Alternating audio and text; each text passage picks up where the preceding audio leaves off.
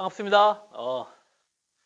지난주까지 우리가 이 자리에서 원래 이렇게 같이 마주보고 수업을 하다가 이 힘든 시국에 우리가 이렇게 온라인으로 마주하게 되었습니다. 이제 이번 주까지는 일단은 이렇게 온라인 촬영을 해서 우리가 유튜브로 제공을 할 예정이지만 아마 이제 이 시국이 조금 더 지속이 되고 이제 온라인 수업을 계속 진행을 해야 되는 상황이 온다면 아마도 라이브 수업으로 바꿔야 되지 않을까라는 생각도 해보고 있습니다. 그래서 준비를 하고 있는데 아직 선생님들이 이제 그런 컴퓨터에 대해서 잘 모르기 때문에 이제 많은 연구를 좀 해보고 아주 어느 게 더 좋은 것인가 한번 생각을 한 다음에 결정을 하도록 할게요. 지금은 이제 고1 수업이고 오늘 이제 그 교재 남은 부분을 다 마무리하도록 할 겁니다. 왜냐하면 다음 주부터 우리가 내신 대비이기 때문에 마무리를 오늘 다 해야 돼요. 그래서 잘 따라오시고 마무리하도록 할 겁니다. 자, 첫 번째는 우리 70, 80페이지지 새해 선물부터 보도록 할게요.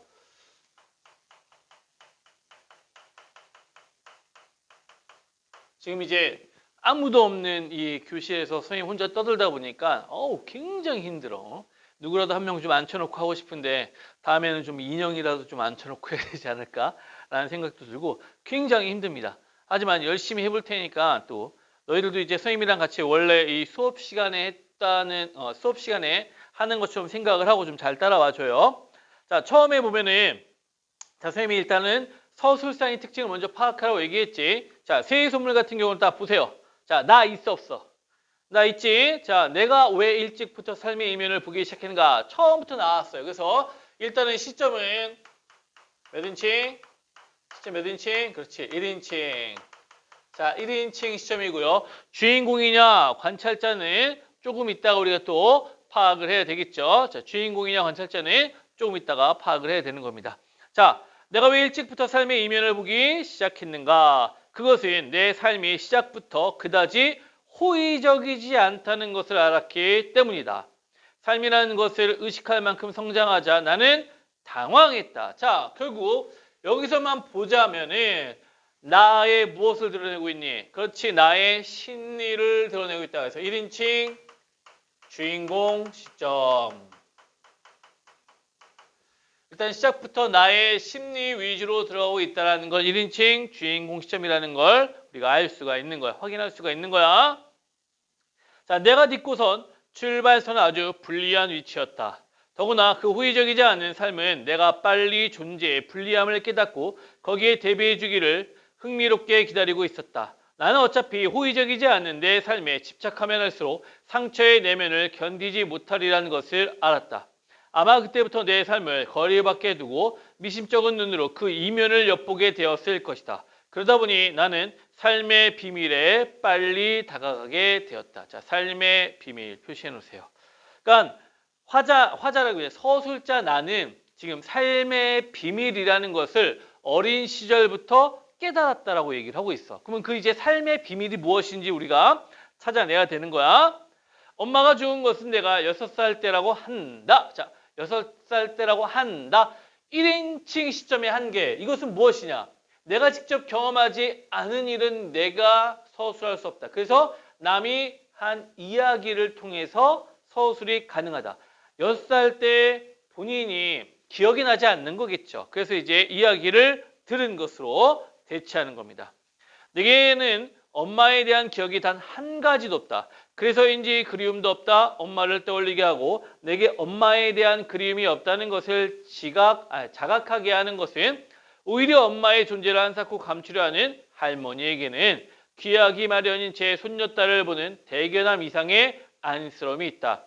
그 눈빛이 바로 뭐야? 할머니의 안쓰러워하는 눈빛을 얘기하는 거야. 바로 내게 엄마라는 존재의 상실을 떠올리게 하는 한편 그 눈빛의 넉넉한 울타리 안에서라면 굳이 엄마를 그리워할 이유가 없다는 것을 깨닫게 해주기 때문이다. 자, 여기까지 보면은 중략 전까지의 내용입니다. 자, 중략 전까지 우리가 하나의 내용으로 보는 거예요.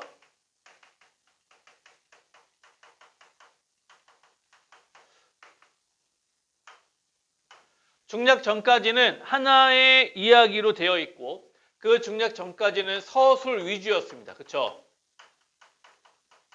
대화가 아니란 얘기야.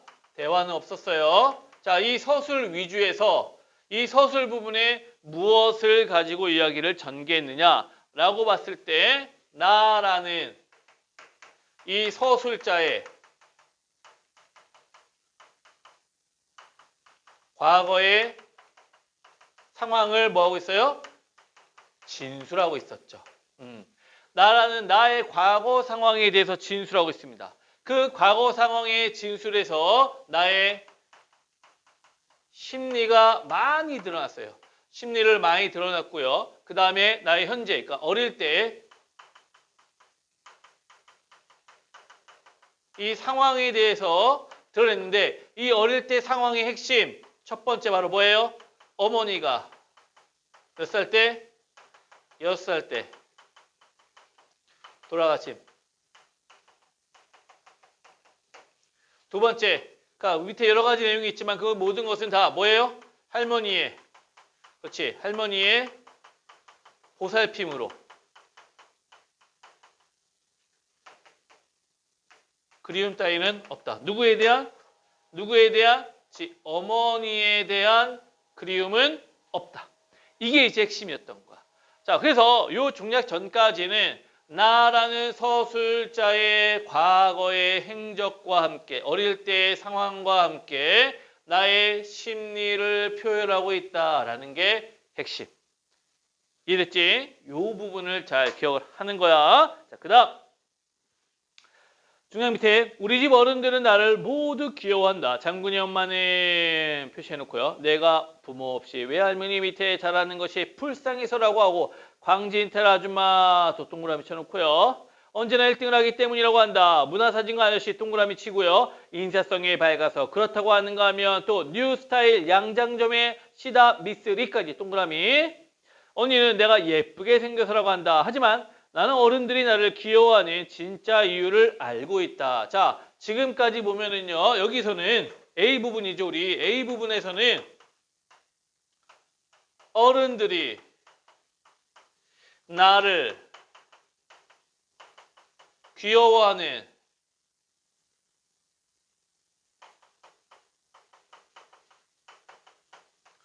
이 이유에 대해서 뭐하고 있습니까? 지금 분석하고 있지? 여러 어른들을 나열하면서 나를 귀여워하는 이유에 대해서 분석을 하고 있는 거야. 자, 그 분석을 하고 난 다음에 맨 마지막에 이렇게 얘기하고 있습니다. 자, 그것은 바로 내가 자기들의 비밀을 알고 있다고 생각하기 때문이다. 비밀을 저장 잡혀 있기 때문에 그들은 나를 귀여워할 수밖에 없다. 나는 사람들의 마음속에 그런 비굴함이 있다는 것을 진작에 알았다. 이게 또 뭔 소리냐? 그 분석의 핵심은 자신들의 비밀을 알고 있기 때문에 나를 귀여워함.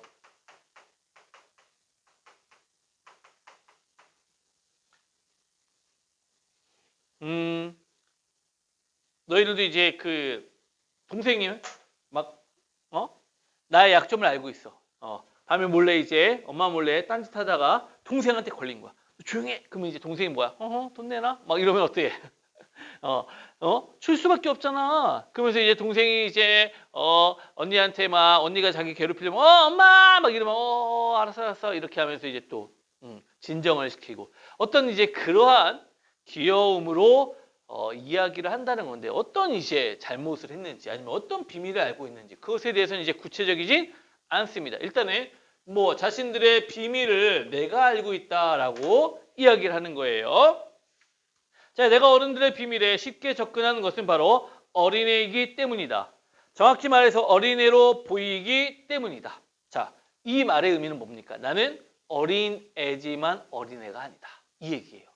어린애지만 어린애 이상의 정신적인 성숙을 지니고 있다. 뭐 이런 의미로 볼 수 있어요.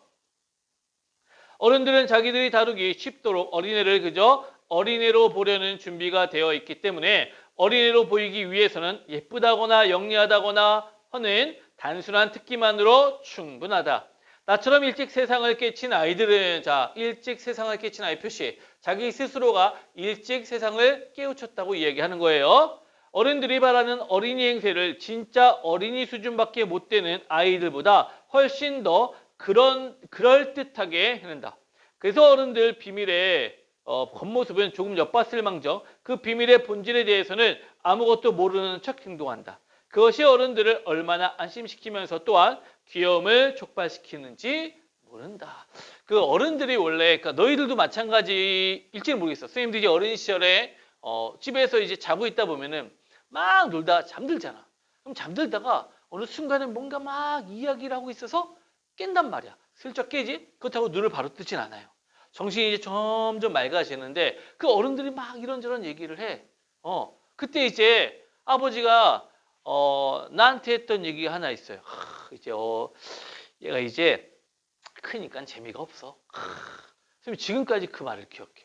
왜냐하면은 어린 나로서는 굉장히 충격적이었던 거야. 아버지가 그 어릴 때 나를 그렇게 귀여워하고 예뻐했는데 자라니까 그 어떤 귀여운 맛이 사라진 것을 굉장히 안타까워해. 그것은 단 한 번도 나한테 티를 냈던 적이 없던 그런 거지. 그럼 내가 이제 그것을 알고 나서 뻘떡 일어나고 아빠 내가 더 이상 귀엽지 않아! 라고 말을 한다는 것은 굉장히 철이 없는 거겠지. 웃기겠지? 그러면 또 오히려 더 귀여울 수 있어. 하지만 그 나이에 나는 이미 알았죠. 그것은 나의 이렇게 어른 되어 가는 것은 아빠에게는 많이 좀 어떻게 보면 서운한 일이겠구나. 그걸 이제 선생님도 지금 느끼고 있거든. 선생님 아들이 이제 중학교 2학년이 되다 보니까 벌써 이제 그런 모습. 아직은 선생님한테 애교를 떨기는 해. 그래도 약간씩 이제 그 어릴 때 귀엽고 막 그런 모습은 이제 점점 사라져 가겠구나라는 것이 어느 정도는 이제 아쉬울 수는 있다라는 거죠. 그게 바로 여기에서 말하는 나는 이제 알고 있지만 아는 척하지 않는다라는 그런 부분으로 볼 수가 있습니다. 자, 그 다음 볼게요. 그래서 어른들 비밀에, 또한 귀여움을 촉발시키는지 모른다. 자, 비밀이란 심술궂어서 자기를 절대 보이기 싫어하는 것만큼이나 누군가에게 공유되어지기를 간청하는 속성이 있기 때문이다. 이것도 참 웃긴 이야기지. 나 있잖아. 비밀 있는데 아무한테도 얘기하면 안 돼? 하면서 꼭 얘기하지. 진짜 웃기지. 그리고 그 비밀은 말하는 순간 더 이상 비밀이 안 돼. 경험해봤지? 내가 얘한테만 얘기했어. 근데 그게 어느 순간 누군가 아니면 모두가 알고 있단 말이야. 세상에 비밀은 없어요. 비밀은 없어요. 내가 비밀인데 하면서 누군가에게 말하는 순간 그건 비밀이 아니야. 그러니까 사람은 되게 신기한 거야. 비밀인데 하면서 말하고 있는 그것은 더 이상의 비밀이 안 되는 걸 알면서도 또 얘기합니다. 그게 바로 인간의 심리라는 거. 누군가에게는 공유되어지기를 바라는 마음. 신기하지? 그런 마음이 있다는 거야. 자, 또 한 가지 내가 어른들의 비밀에 접근하는 방법은 관찰이다. 자, 두 번째는 관찰. 할머니가 늘 칭찬하는 대로 나는 눈썰미가 있는 데다가 내가 본 것들을 내 나름대로 분석하는 데 흥미를 갖고 있다. 이따금 나는 동정심, 의리, 탐욕 등 사람의 마음속을 헝클어 놓는 것들에 대해 실험을 하기도 한다. 이모 같은 만만한 상대나 장군이처럼 내가 하찮게 여기는 동급생들이 주로 대상이 되는데 그런 실험은 내게 어른들의 비밀을 해석하는 통찰력을 길러준다. 어쨌든 내가 이렇게 어른들의 비밀 속에서 삶의 비밀을 캐내는 것은 내 삶을 거리 밖에서 보려는 긴장의 한 방법이다. 내 삶을 거리 밖에서 떨어뜨리고 보지 못했다면 나는 자폐를 일으켰을지도 모른다. 내가 8살인가 9살 무렵이었다. 자, 이게 보면 뭐예요? 현재의 나에서 과거의 나를 뭐하고 있다는 거 알 수 있어? 그렇지. 회상 써놓으세요. 회상하고 있다는 거 알 수 있어요. 도시에서 왔다는 할머니의 조카뻘 되는 친척 아주머니 둘이 방 안에서 얘기를 나누고 있다가 내가 들어가자 말을 뚝 멈췄다. 나를 뚫어져라 쳐다보기 위해서 그런 것이었다. 마치 진기한 구경을 하듯 한참 나를 요모조모 뜯어보더니 아주머니들은 이런 말을 주고받았다. 얘가 그 애인가 봐요. 그렇죠? 에미가 그랬어도 표시해놔. 에미가 그랬어도 얘는 정신이 온전한가 보네요. 자, 이게 바로 뭐니? 어른들의 비밀. 그 비밀 이야기. 그 병이 내림은 아니거든. 그 병 표시해놓고. 역시 예미가 그랬다는 거, 그 병. 그러니까 어머니는 뭐 어떤 병이 있었나 봐.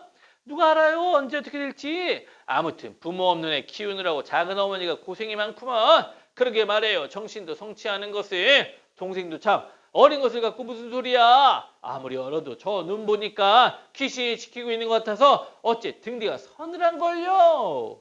귀신이라니 제 의미가 얼마나 참했는데 전쟁통에 실성한 사람 우리가 어디 한둘 봤어. 자, 전쟁통에 실성한 사람 표시할게. 결국 어머니는 이제 아마 우리가 이제 추측하기로는 전쟁통에 실성을 했고 그런 어떤 정신질환을 앓고 있는 것을 주변 친척들이 알고 있었고 그래서 나를 불쌍히 여기고 있다라고 우리는 추측이 가능합니다. 그렇죠?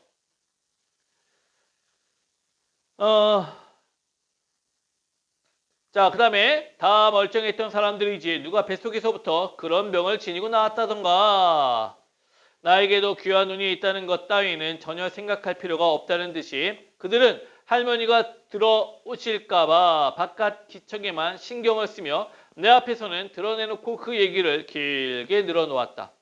자기들의 얘기를 더욱 실감나고 흥미있는 것으로 만들기 위해서 나라는 물증을 수시로 흘깃흘깃 두드려보고 뒤집어보고 흔들어보면서 그때부터였을 것이다. 내가 남의 시선을 싫어하게 된 것은 한동안은 누가 나를 쳐다보고 수군거리기만 해도 엄마 이야기라고 지레 짐작했으며 남에게 그것을 눈치채이기 싫어서 짐짓 고개를 숙여버리곤 했다. 그러나 바로 그렇게 남에게 관찰당하는 것을 싫어했기 때문에 나는 누구보다 일찍 나를 숨기는 방법을 터득했다. 자, 나를 숨기는 방법이라는 건 나를 누군가에게 드러내지 않았다라는 것이 되겠죠. 누가 나를 쳐다보면 나는 먼저 나를 두 개의 나로 분리시킨다. 이거 표시할게요, 이제 나라는 인물이 되게 중요한 건 나는 두 개의 나로 분리해요.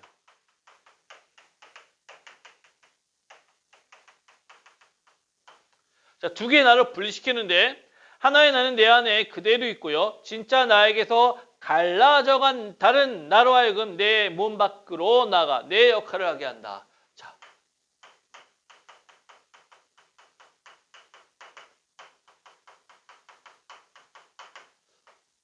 진짜 나는 내면에 감춰두고 거짓 나를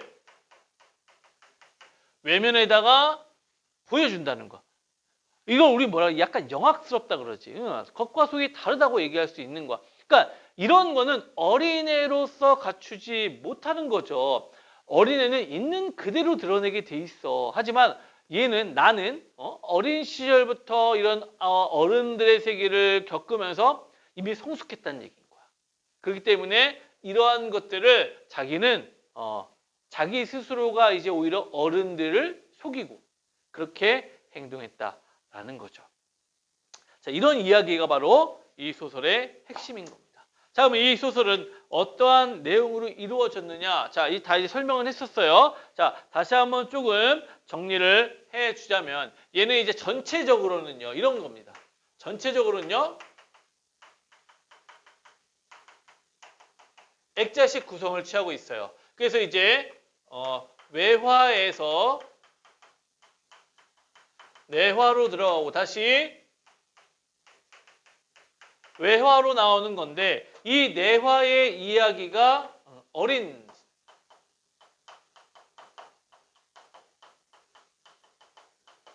나이의 이야기라는 거야. 어린 나이의 이야기로 구성이 되어 있다는 겁니다. 그 다음에 얘는요 우리가 얘기할 때 이제 성장소설이라고 얘기해요.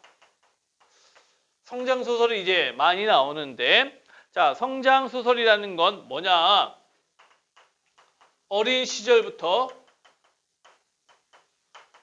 성년이 되는 과정. 이 과정에서 겪는 이 이야기를 어린 시점이나 성년의 시점에서 이야기를 전개해 나간단 말이야. 그때 대부분 자, 이 성장소설의 대다수는요. 어린 나와 어른인 나로 구분이 돼서 어린 나는 객관적인 사실을 전달해요. 객관적인 사실을 전달하고 어린 나는 어린 시절 나의 심리 위주로 서술을 합니다. 그래서 이제 어른인 나가 서술할 때는 그때는 내가 몰라서 이랬었다. 그때는 이런 마음이었을 것이다 라고 이제 이야기를 한단 말이야. 어린인 나는 그냥 있는 그대로의 사건들만 서술을 하는 거지. 그렇기 때문에 객관적인 사실 위주로 가고 여기는 심리 위주. 그러니까 두 개가 어떻다는 거야? 다르다는 거죠. 하지만 이 소설은 이 새해 선물에서는 이 작품에서는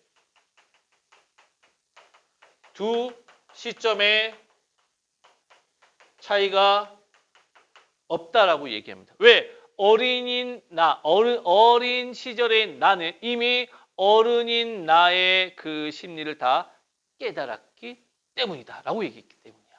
무슨 말인지 알겠지? 그러니까 이미 철이 들었던 거야. 아까부터 계속 그 얘기했잖아. 이미 철이 들었기 때문에 그런 상황에서 나는 별로 이 시점에 차이가 없다. 이렇게 이야기를 하고 있습니다. 아시겠죠? 그래서 성장소설이면서 이 시점이 나타나는 거고요. 그 다음에 얘는요. 성장소설이면서 이제 세태소설. 세태소설은 그 현실을 반영한다라는 얘기예요. 현실, 세상을 반영한다라고 이제 보면은 될 수가 있죠. 네. 그 다음에 이제 네 번째. 자기 고백적 진술 위주. 그렇죠? 대화보다는 자기 고백적 진술 위주로서 자신의 심리를 나열하는 데 초점을 맞추고 있네요. 그렇죠? 자신의 심리를 위주로 초점을 나열하는 데 초점을 맞추고 있고요. 자,